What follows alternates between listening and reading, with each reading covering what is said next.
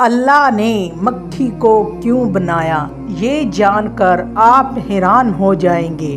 ایک دن حضرت آدم علیہ السلام نے اللہ سے دعا کی، میرے رب مجھے ایک طاقتور بیٹا عطا فرمائیے۔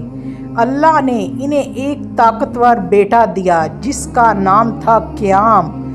کئی دنوں بعد قیام کے اندر گھمنڈ آ گیا اور اس نے خود کو بہت بڑا اور طاقتور سمجھنا شروع کر دیا۔ جب آدم علیہ السلام کو یہ بات پتہ چلی تو انہوں نے اللہ سے کہا، اے میرے رب، آپ ایسی چیز پیدا کریں جس سے قیام کا گھمنڈ ختم ہو جائے۔ اس کے بعد اللہ نے مکھی کو پیدا کیا۔ جب قیام سونے جاتا تو مکھی اس کے شریر پر بیٹھ جاتی۔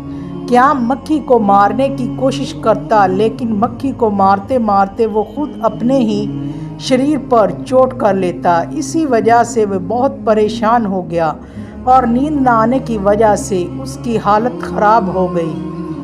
تب آدم علیہ السلام نے کہا، تم تو خود کو بہت طاقتور سمجھتے تھے، لیکن ایک جس نے اس پوری دنیا کو پیدا کیا وہ کتنا طاقتور ہوگا۔